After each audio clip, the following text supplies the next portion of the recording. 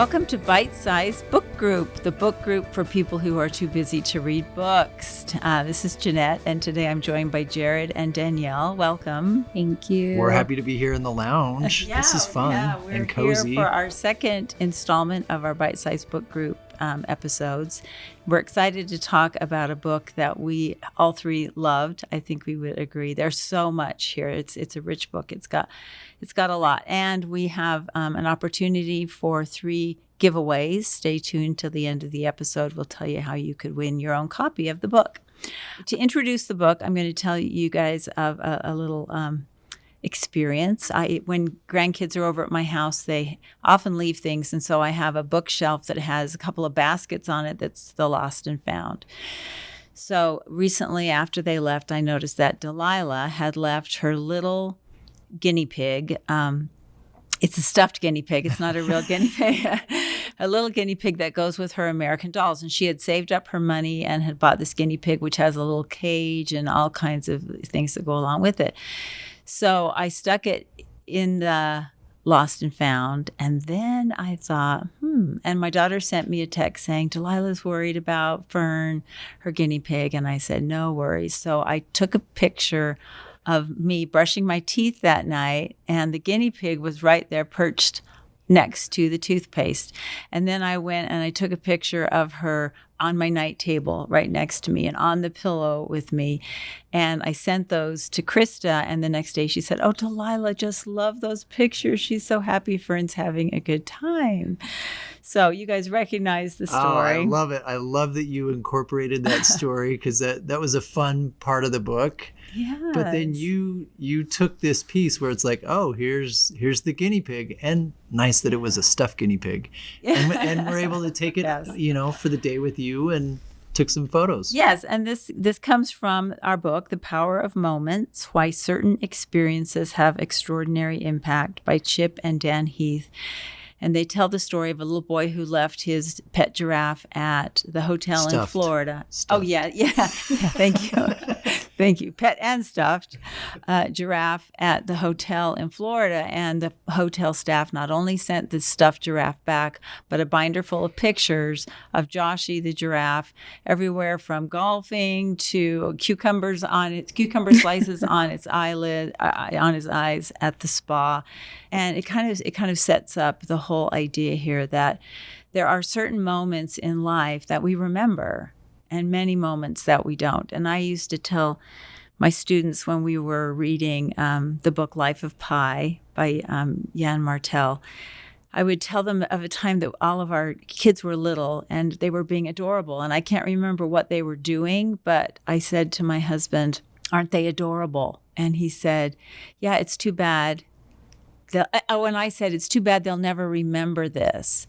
And he said, neither will we. And I was outraged. I said, what are you talking about? But I realized at that time in my life, we forget most of our lives. And my life has been a little bit sadder ever since I realized that. I'm wiser, though, because what I realized is, and this is what I told my students, we remember the stories we tell.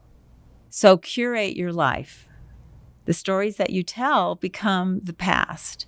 And I felt like this book really kind of spoke to that, in that there are certain moments in our lives that we create this story, and peak moments.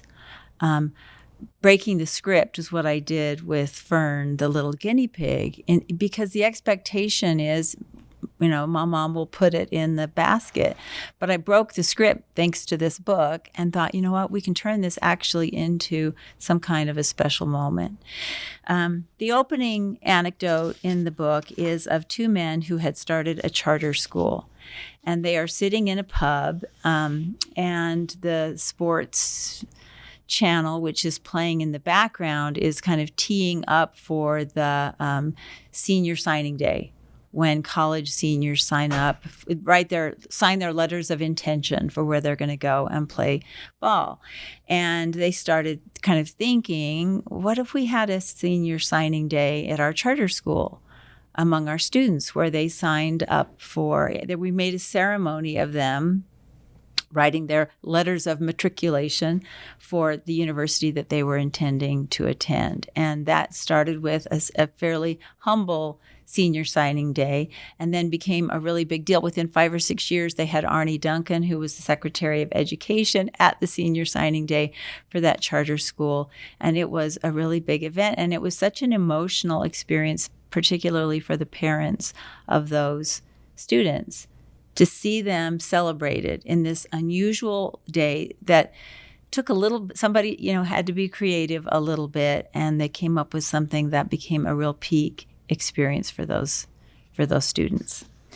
Another example was they talk about defining moments, our peak experiences, and then end experiences as well. So they talked about a trip to Disneyland. And if you were a family going to Disneyland and they were going to, let's say, check in with you 5 or 6 times over the course of the day to find out how your experience was, then they figured, well, then you take the average of those experiences and that's going to be your experience, on a scale of 1 to 10 at Disney. So they said, well, if we check in with you as you're leaving the hotel, there's excitement in the air. Maybe you're at a 6 or a 7. We check in with you when you are on It's a Small World, 3, all around like everyone's thinking someone's enjoying this, but, it's not that great. Overpaying at a restaurant, 6. Going on Space Mountain, that's a solid 10. Standing in line, that's low. Right before you leave the park, you buy some kind of Disney paraphernalia or something, that's a 7 or an 8. So they said if you were to take those experiences, maybe the average would be 6. But if they called you weeks later, you actually would remember things as like an 8 or a 9. Because we remember peaks like Space Mountain, and we remember things near the end. So that final, as you're leaving, buy the souvenir, and then we remember that. Well, that's when they have the parade too. Oh, yes. End of the day, right? Parade. The popcorn, the churros, right. The Everybody's smells. On Main Street. So it's a huge moment before the park closes. So we were thinking as we share this, teachers, that you might be able to think of things you could do in your classroom or just in your life as you write your own story or the story of your teaching, little things that you could incorporate into your experience. And the thing about the power of moments is you don't have to plan that far in advance, and you don't have to, it's not expensive in either time, effort, or money. It just takes planning for these moments, curating them in our lives.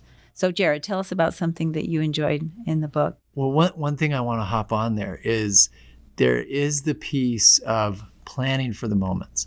But one thing that the book points out really well is that as you're aware, you're going to be much more open to when there's opportunity for moments that just arrive as well. So there's definitely some that we want to plan. And I think that the opening anecdote about the charter school, that's a great one. And I would say overall, when I think about the SAMR framework with technology, substitution, augmentation, modification, and redefinition. Redefining moments are really hard to come by because they take so much planning. And I would see teachers kind of beat themselves up because they'd be like, oh, I want to hit these redefining moments all the time. It's like, well, you don't hit them all the time. You might have one a term. But you can really plan that out and be ready for that. So I think in some ways we have these epic moments that we plan for, and I think the acronym that they have is what? Elevate, Pride, Insight, and Connection. Yep. And you don't have to have all 4 either. You can just have one. But you plan for these moments, and they can be really big, or they can be, maybe smaller ones that are fun, like with the pet giraffe and the guinea pig. And so there's also this idea of just being open to opportunity. And I like that thought a lot because you don't always have time to plan. But if you're just like, oh, hey, we're getting together later today. I wonder if I could do this when we get together. Just it just brings up your awareness of just like trying to be more present in the moment, which I really like. Well, and if you think about teachers in their classrooms, just taking the extra moment to have that minute on Main Street as your students are leaving your classroom, like what have you done to pull them back together and define the moment somehow with them? Maybe it's a quick check for understanding. Maybe it's a little feedback on what you saw as you were moving around watching them work. It's some kind of a closure that makes it feel like that was more of an event. Too often teachers don't close class. It's just like bell rings. All right, see you guys tomorrow. We'll finish this up, or make sure you do, questions 8 through 12 or whatever. But even just realizing I'm going to pull them back together and we're going to have a moment at the end of the period. Yeah. So when I was teaching, I had my prep schedule my prep period always at the end of the day. So I would get my kids back for the last 5 minutes. And so I always tried to be intentional about how we spend those last 5 minutes, whether it was a check for understanding or something like that, or finding my favorite YouTube video of the week and sharing it with my kids, or doing a 5-minute dance party while we cleaned up and tied things together. I think those moments are more memorable to me for sure as the teacher, but I hope for the kids as well, because that's a chance for us to come back together at the end of the day and make it something meaningful together to then walk out and say, that was a great day.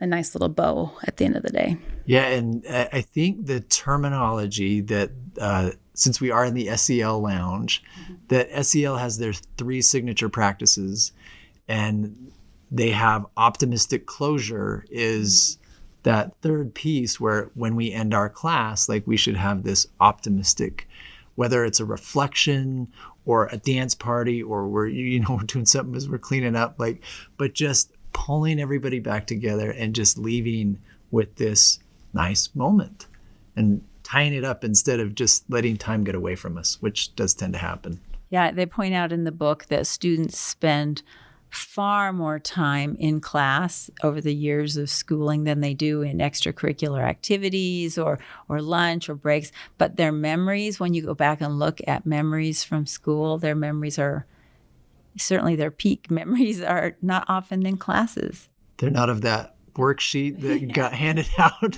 Yeah, they remember the special things. They do. They remember some of those extra moments that teachers prepared, but we just the day-to-day grind gets lost. One thing that I wanted to talk about today was I focused on insight, moments of insight, and there's quite a bit on feedback. And I think when it comes to teaching, like feedback, we know that feedback can be powerful. The formula that they have that I thought was really good and really kind of an easy one for teachers to remember is that you want to give direction and support. And when we do that, that equals enhanced insight for a student. So instead of saying, nice job, or that was good, like giving them a piece of that, like letting them know what was good and maybe what direction they need to go. So for instance, you might say, hey, overall, I thought your essay was really good. Your introduction was really strong, the way that we got things there. But your transition sentences, that's where you could really focus on and improve those. Well, if I get feedback like that, like I'm going to feel empowered, like, okay, like I know what I'm doing. I've just got to fix these transition sentences. It's direction plus support equals enhanced insight. And they also had high standards plus assurance. And then I was thinking about something that I had read with some of John Hattie's work and their research on feedback. And from this book, it says, feedback has been described as the most underutilized instructional approach teachers have at their disposal. Teachers will often say that they know feedback is useful, but they offer useful feedback surprisingly infrequently, with most incidents consisting of general praise of a non-specific nature. And so that's where that direction plus support, I think, is so powerful. Instead of just saying, good job, like, let's explain what was good and give them some direction on where they can improve. I think of all the years, all the decades of my red pen giving feedback on essays, hundreds and hundreds of essays every year. And one time, not too long ago, a student came up and said, I can't read what you wrote here. And so I started going through it, and I'm like, well, why can't you read it? And he said, I can't read cursive. And then I said, wait a minute, how many of you cannot read cursive? Honestly, I think I had been giving feedback that had just been looked at, but not seen. And I love the way that as you said, high standards plus assurance, and what that looks like. They had an example of like 45 students who wrote essays, and they put them in two piles. And on the one pile, the teacher wrote, I'm giving you these comments so you'll have feedback on your paper, and then put the comments. The other pile, the teacher wrote, I'm giving you these comments because I have high expectations and I know you can reach them, and then put the comments.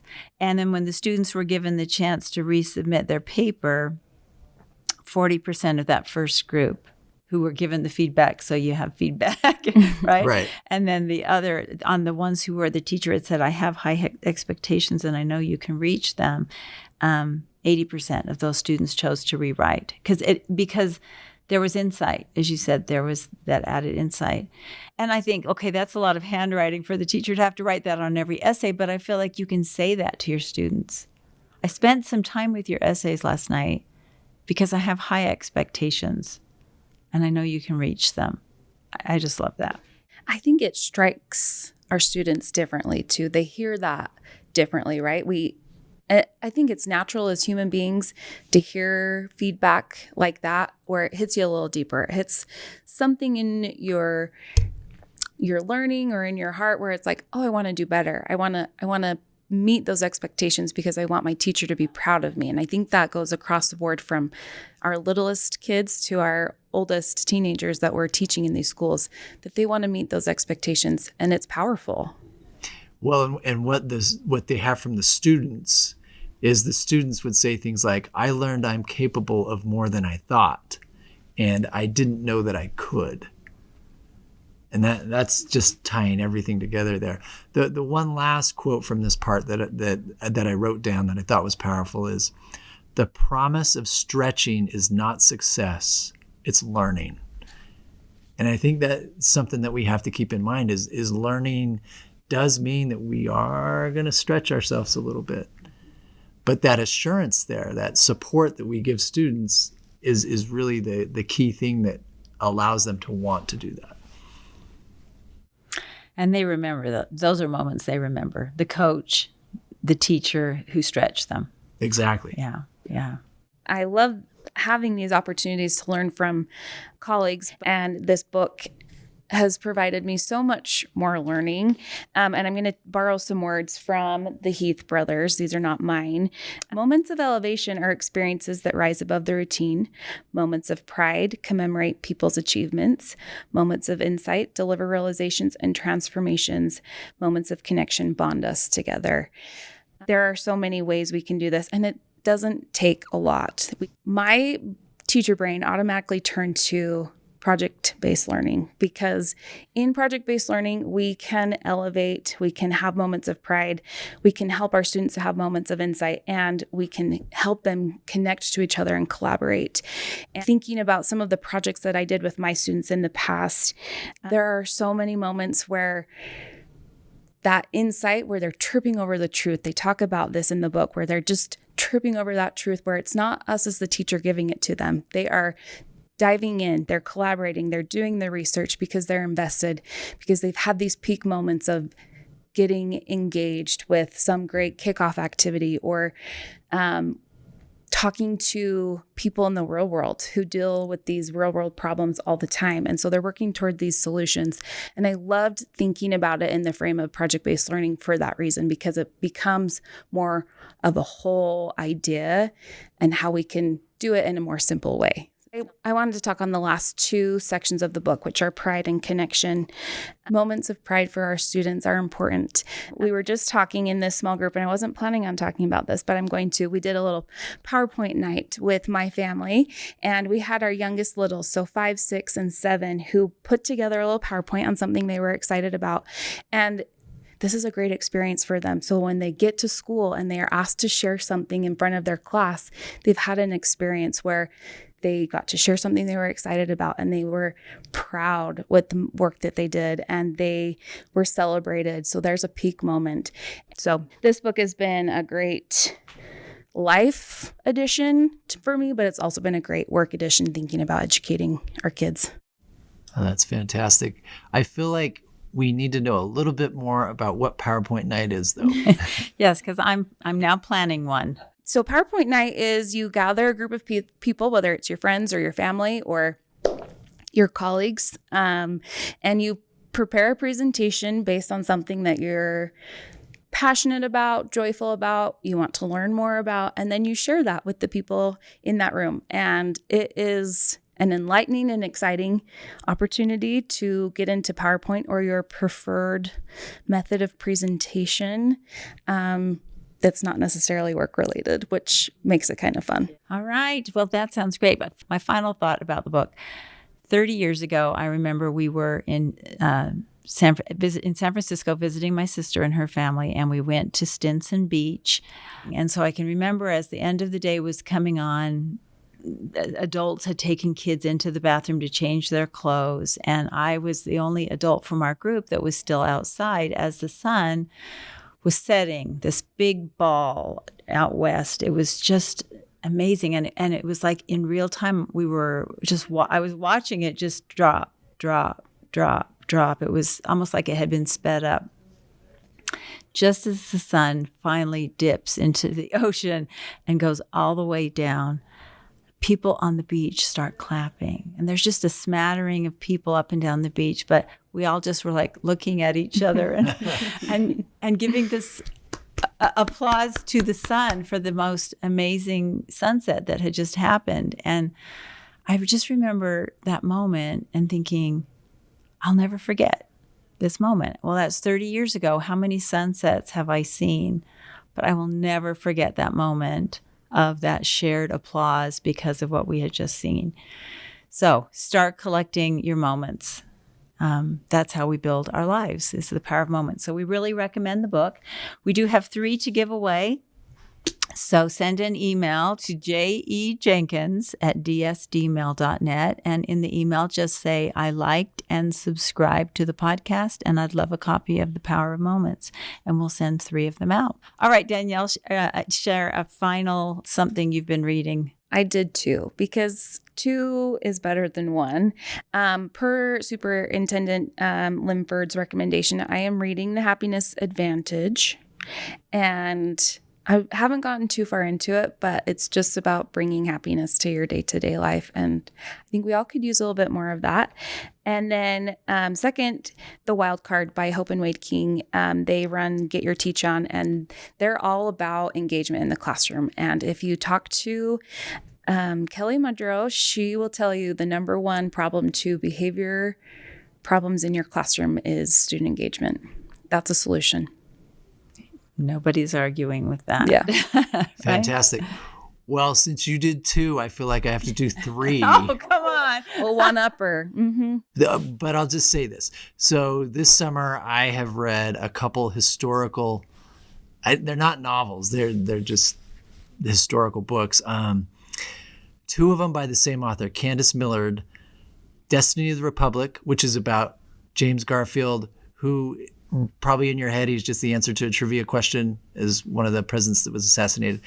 Incredible story, and gives you a lot of insight into that time period and into him especially. And then also The River of Doubt, which is about Theodore Roosevelt after he's president, goes on an expedition down the Amazon. Just again, another intriguing story, lots there. But the story of the summer for me is The Boys in the Boat.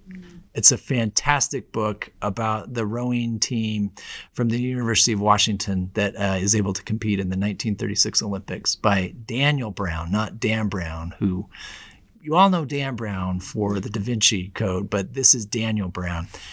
Excellent book. So we've given you 5 books, and you can win another one for 6, and then Jenette's got I've got a blog. I've got a blog, which I just found out this morning when I went and looked that it's actually also a podcast now. Years ago, I started following a guy called the Bulletproof Musician, and he is a performance psychologist who teaches at Juilliard. So he's a virtuoso violinist who also studied sports psychology especially, and he applies that to performance among his students. And I've started following him on and off about 10 years ago. And if you are building any skills in your personal life, or if you work with skills with students, which you all do, I think you'll like him. And I just want to tease one of his columns, which I loved, which was about 8 things that top practicers do differently. And they took 8 piano performance majors, gave them 2 very challenging measures of music, gave them time to practice it as long and however they wanted to practice it in a practice room, and they were being observed on, let's say, Monday. And then they came back Tuesday and they had like 3 minutes to practice, and then they played that those 2 measures 15 times. Anyway, they found that the top performers had 8 things in common. The very top performers had a top 3 things in the way that they practiced. I'm not going to tell them to you because I want you to go. But there was one thing to rule them all, which I think you'll understand is true. And I think you can apply this to your students and something that you practice in your classroom. The number one thing is slowing things down. So if you have students who are practicing a skill in your content area or your grade level, the best thing you can do, it's not how many times they do it. It's because the top practices were not the ones who had practiced it the most times, but making them, and I know kids are resistant to this because they just want to, pass through it. Making them slow it down is the number one practicing tip that they had. Anyway, it's a really fun article and apparently now a podcast. So I'm very excited. The Bulletproof Musician. Bulletproof Musician. Mm-hmm. Fantastic. Yeah. All right. Thanks so much for joining me and talking about this fun book. I'm really excited to share it with everyone. So teachers, go out, and I listened to it on Audible, or you could borrow it through Libby, the online library. Or now we have 3 copies you could borrow. So if you want to contact us, you're welcome to borrow a hard copy. But let's get those free ones out. So send an email. Again, J.E. Jenkins. And thanks, guys. Thank you. We'll see you at school.